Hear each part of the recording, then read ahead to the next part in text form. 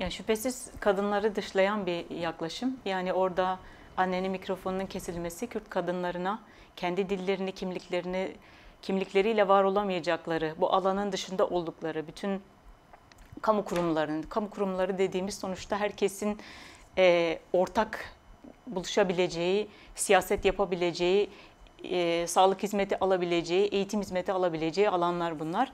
Bunlardan kadınları tümüyle dışlamak demek. Orada anneye gösterilen esasen o anneler şahsında Kürt halkına gösterilen bir tepki, Kürt kadınlarına gösterilen bir tepki. Var olamazsınız, kendi dilinizle, kimliğinizle orada var olamazsınız demek oluyor bu. Bu da yani Kürtler açısından kabul edilemez bir şey. Çünkü bu kadar yıldır verilen mücadelenin temellerinden bir tanesi de bu. Reddedilme, dışlanma, görmezden gelinme, yok sayılma. Tamamen tarih kitaplarından, işte müfredattan, hayatın her tarafından, yazılı, basılı, işte bütün sesli medyadan her türlü yani son zamanlara kadar, son yıllara kadar da dışlanma, zaten 100 yıllık Cumhuriyet tarihinin şeyini biliyoruz, asimilasyoncu yaklaşımını biliyoruz. Kürtleri nasıl eritmek istediğini, sadece Kürtleri değil bütün halkları da aynı şekilde, bütün dilleri, farklı kimlikleri tamamen yok etmeye yönelikti. Onun bu günümüzde de yani hiç bu kadar işte yeni bir aşamaya geçilirken, barış sürecinden bahsediliyorken, dillerin yumuşatılması gerekiyorken ya o sert inkarcı dilin yumuşatılması gerekiyorken o eski tekçi, asimilasyoncu zihniyetin dışa vurumu diyebiliriz. Yani istisna da tanımıyor yani. O derece kötü. Annelere yapılan Kürt kadınlarına var olamazsınız demekti yani. Yani O değerli açıdan kabul Remziye edilemez. annelerden ziyade mesela burada aynı zamanda yani ana dil dediğimizde gerçekten ilk başta kadının aslında burada bir iletişimin yani dilinin yok sayılması aynı zamanda bir toplumsal olay gibi görünüyor. Hani burada kadını sadece siyasal ve kamusal alandan mı etkiliyor? Başka ne gibi etkiliyor? Yani başka ne gibi yasakları da beraberinde getiriyor?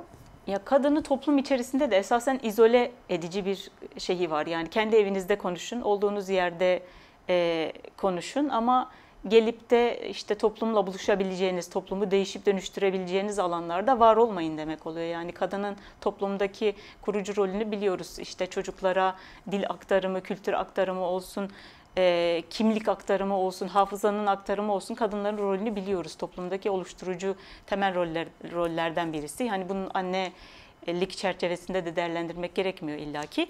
Ama yani kadına orada var olamazsınız demek oluyor bu. Yani hafızanızı, kimliğinizi, varlığınızı, benliğinizi geride bırakın. Sadece o oluşturulmuş, o da yapabildiğiniz kadarıyla o yeni size biçtiğimiz kalıba girin demek oluyor. Yani bu açıdan da tekrar söyleyeyim ya kabul edilebilecek bir şey değil. Yani asimilasyonun kendisi başlı başına bir şiddet türü. Yani bir topluluğa kolektif olarak uygulayabileceğiniz şiddet türlerinden bir tanesi. Kadınlar da bu şiddetin şöyle bir şeyini gördüler üzerlerinde. Evlere kapatıldılar şey olarak da. Yani belli alanlara mahkum edilmek istendiler. İşte hayattan, toplumsal alandan, her yerden dışlanmak istediler. Ama Kürt kadınları, Kürt halkının kendi özgürlük mücadelesi sayesinde bu kalıpları kırabildi. Ama başka bir toplumdaki başka bir kadın olsaydı ve böyle bir mücadele olmasaydı, Kürt kadınları işte evde sadece çocuğuyla, hatta bir iki nesil sonra çocuğuyla da konuşamayacak hale gelen, çünkü eğitim sistemi çocuğu da ailesine, kültürüne, diline, tarihine yabancılaştıran bir içerikle çocuğa yükleniyor. Ve tamamen korkunç bir yabancılaştırma oluşturuyor. Bu da katmanlı bir şiddet yani kendi içerisinde. Hani kadın kendi alanında sen kal, şiddetse şiddet yani şey düşünmüyor. Hani Kürt özgürlük mücadelesinin olmadığını düşünürsek eğer öyle bir mücadele olmasaydı, işte kendi evinde kapan, orada ne görürsen ne yaşarsan yaşa, orada kal. Toplumun dışındasın, kamusal alanın dışındasın.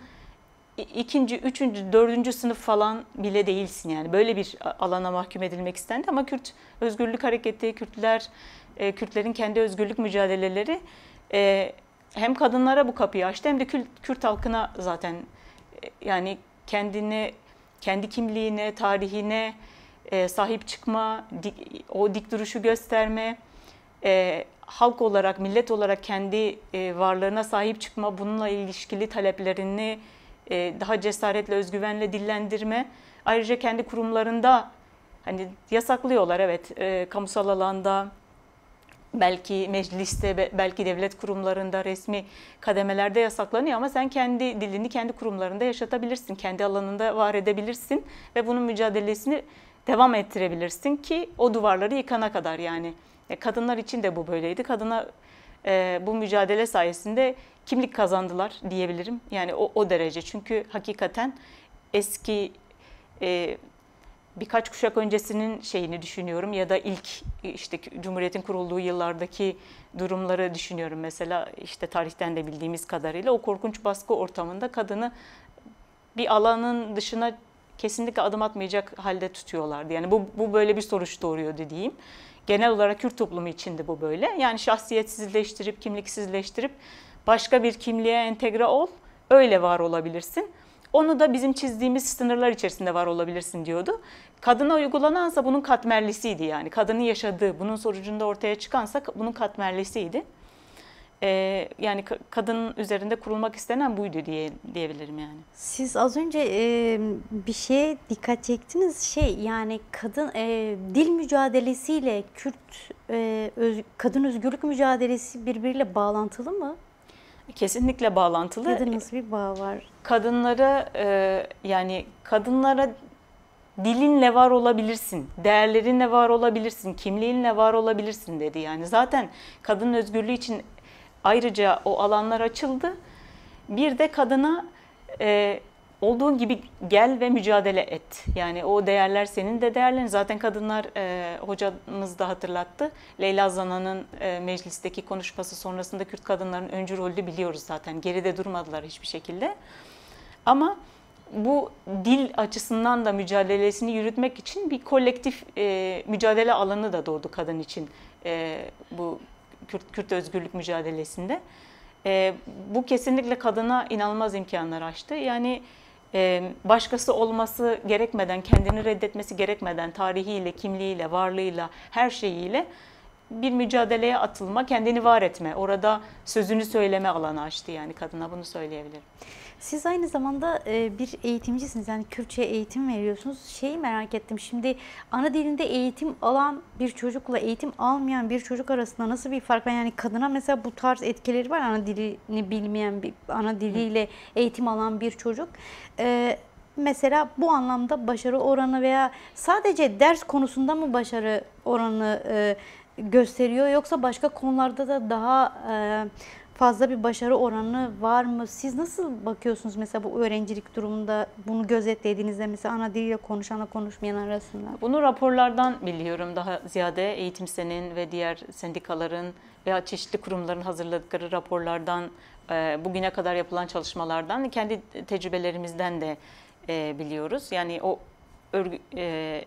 kendi ana dilinde eğitim alan bir insan öncelikle o özgüven sahibi oluyor. Kendisini dile getirme, tarihine, insanlarına, ailesine, değerlerine yabancılaşma yaşamıyor. Yani gittiğiniz yerde düşünün, kimliğinizin reddedildiğini, dilinizin okulun ya da oranın hangi kurumsa onun kapısında bırakıp girdiğiniz bir durumda yaşadığınız hakikaten korkunç bir şiddet ve yabancılaşma. Orada da zaten öyle bir içerikle yetiştiriliyorsunuz ki, yani bu milli eğitimin mevcut müfredatından söz ediyorum. Resmi ideolojiyle yazılan, şimdiye kadarki inkarcı ideolojiyle yazılan, kendinizi bulamıyorsunuz yani. Siz yoksunuz orada. Yani o halde kendinizi reddeder konuma geliyorsunuz. Ailenizle kavga, dövüş haline geliyorsunuz. Yani bunu duyuyoruz yani. Ya da dilinizi zorla başka bir dili öğretmeye çalıştıkları için korkunç travmalar yaşıyor çocuklar. Kendi ana dilinin kabul görüldüğü bir ortamda bu çocuk hem okul başarısı açısından da, yani raporlara baktığımızda da bunu kesinlikle görüyoruz. Hem de kimliği, değerleri, ailesi, toplumu, o yabancılaşmayı yaşamadan kendine büyük bir özgüvenle hem kendisini ifade etmesi açısından hem de topluma fayda sağlama açısından kendisini o toplumun parçası olarak görüyor yani. Aksi durumda, diğer durumda bir toplum var, başka bir kimlik, bir dil, bir şey söyleniyor ama sizin gerçekliğiniz bununla hiç örtüşmüyor yani. korkunç bir reddetme var. Ailenizle çatışma durumunuz var, toplumla çatışma durumunuz var. Bir türlü bir yere bir şeyleri oturtamama durumu var. Yani yani büyük bir psikolojik baskı, yabancılaşma, kimlik kültür çatışması yaratıyor. Ana dilde eğitimin olduğu yerde bunlar olmuyor yani. Çocuğun eğitim başarısı da daha iyi oluyor. Çünkü şöyle düşünün. Mesela okul öncesinde annenizden babanızdan öğrendiğiniz doğal şeyler var yani. İşte şu yanlıştır, şu doğrudur. Ahlaki doğrular olsun, toplumla ilgili bir şeyler olsun, bir takım bilgiler olsun. Yani basit bir şey diyeyim. Bir hayvanla ilgili bir bilgi olsun, bir bitkiyle ilgili basit bir bilgi olsun. Bunları arkanızda bırakıp sıfırdan başladığınızı düşünün başka bir dille. Öyle bir durumda hani korkunç bir özgüvensizlik ve yalnızlık yaşarsınız orada yani. Bu aynı zamanda biraz psikolojik şiddeti de... Psikolojik şiddet de var tabii ki içerisinde yani kesinlikle. Yani onun yarattığı diğer yaptırımsal şeyler ve önceki kuşakların yaşadıkları fiziksel şeyin yanında bu şu anki kuşaklar için de korkunç bir şey. Hem çatışma, varlık benlik kavgası, kimlikle ilgili bir psikolojik baskı, ayrıca okullarda empoze edilen şeylerde kendini bulamama, yabancılaşma, dışlanma, yani yalnızlık hissi, yani korkunç bir şey yaratıyor bence. Yani özellikle hani metropollerde vesaireyseniz öyle bir okulda, büyük bir yerde her şeyi bıraktığınızı düşünün ve hani başka bir dille sıfırdan hiçbir şeyiniz olmadan yapayalnız bir şeye başlıyorsunuz gibi düşünün. Etrafla kaynaşma, arkadaş uyumu, birçok şey var bunun içinde. Değerli Remzi, şimdi hocam bazı konulardan bahsetti. Yani Türkiye'de aslında Kürtçenin ya da işte ana dilin statüye kavuşturulmasından ziyade daha çok böyle işte seçmeli dil veya işte bir takım biliyorsunuz düzenlemeler yaptılar. Yani aslında hiç mesela üniversitelere işte hocalar atandı ama kadro açılmıyor ya da işte Kürtçe hocası yok deyip zaten eğitimi verilmiyor. Hani Kürtçe hoca nasıl olsa bile buna dair bir kadro açılmıyor. Ama şöyle temel bir insan hakkı olarak da aslında kabul edilen ana dilde eğitim Türkiye'de ne yazık ki bu şekilde bakılıyor. Yani sizce seçmeli dil olarak tartışılmasını siz doğru buluyor musunuz? Yani sonuçta böyle bir insan annesinden doğduğu andan itibaren konuşmuş olduğu dil ona zaten doğalında yani bir hak, bir temel bir insan hakkı olarak veriliyor. Bunun Türkiye'de bu şekilde tartışılmasının Kürt sorunuyla bir bağlantısı var mı? Varsa hani buna dair nasıl bir şeyin olması gerekiyor? Neyin değiştirilmesi gerekiyor? Ya hocanın bağladığı kısım da önemliydi mesela. Toplumda hem bir şey karşılığını oluşturmama gibi bir problemleri vardı onların. Yani ilk yapılan düzenlemelerde ya anlatılmadı ya da hakikaten kaçak göçek yapıldı. Ama ana dilinin seçmeli ders parantezine sıkıştırılması büyük bir haksızlık. Çünkü mesela Türkçeyi düşündüğümüzde Türkçe yani ana dili Türkçe olanların dillerini seçmeli dersler yoluyla öğrenmelerini beklemiyor. Bütün yani Türk matematikten tutun da fene, fiziğe, felsefeye bütün dersleri kendi ana dillerinde görüyorlar yani.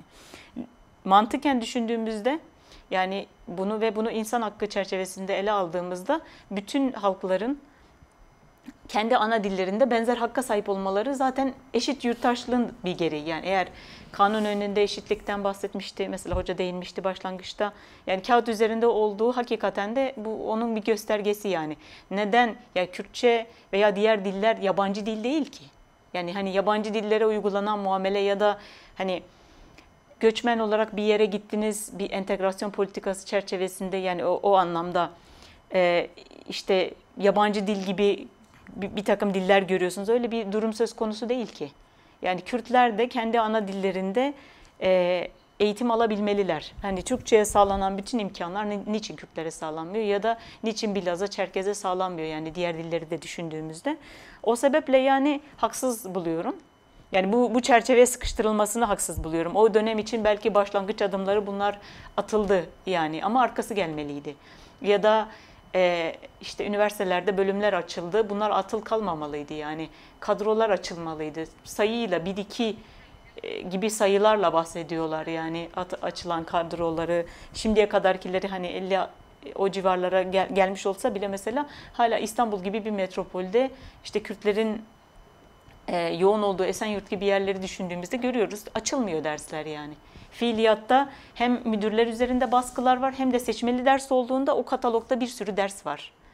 Yani mesela okul yönetimi aktif olarak din dersi seçmeyi yönlendiriyor ya da belli dersleri seçmeyi yönlendiriyor ya da formdan onu gizliyor, çıkarıyor. Bu türlü şeyler görüyoruz fiiliyatta, pratikte. Eğer toplum içerisinde o kabulü yaratmazlarsa, yaratılmazsa, çünkü bu toplum 100 yıl bu Kürt yoktur, bu bölücülüktür, şu şöyledir, bu böyledir, işte tek Türkçe vardır, sadece Türkçe vardır, işte sadece Türk kimliği üzerinde inşa edilmiş bir toplum. Asıl yani Türk toplumu üzerinde de bir şiddet olarak bu vardı yani şimdiye kadar. Yanı başındaki insanları görme, yok o öyle bir şey yok denildi yani yıllarca. Bunu ortadan kaldırılacak hiçbir adım da atılmadı. Gizli gizli yapılır gibi şu düzenleme yapıldı ama sadece o yönetmeliği takip eden bilebildi mesela. Toplumun kalanı ne bunu gördü, ne bildi, ne başka bir şey. Ya da o topluma o empati duygusunu sağlayacak adımlar atılmadı, anlatılmadı. Yani Türk toplumu tamamen birçoğu yoktur diyecek yani bugün. Kürtçe neymiş kimse görmesin. O düşmanlıkla şey yapıldı çünkü toplum yontuldu yani şimdiye kadar. O sebeple haksızlık diyorum yani şu saatten sonra yani Kürtlerin Kürtlere ana dilde eğitim dışında bir çare görmüyorum yani. O ana dilde eğitim hakkına sahip olmalılar. Hani kendi toplumlarını, kendi dillerini, kendi kimliklerini evet aile içerisinde korumak bizim vazifemiz. Ama hakikaten bir bombardıman arkasından bu işi yapmaya çalışıyoruz. O da yetmez, yeterli değil.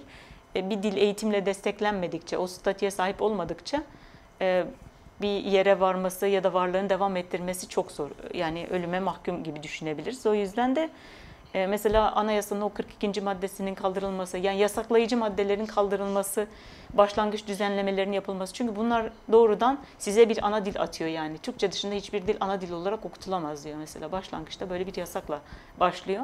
Öyle dediğinde de onun dışındaki her türlü pratik zaten atıl, kıyıda, köşede yapmayın şeklinde kalıyor. Yani bu temel düzenlemelerin yapılması, sahici bir barış ortamının oluşturulması gerekiyor. Kadınlar açısından da, bir toplumun geneli açısından da bu temel bir talep yani. Çok teşekkür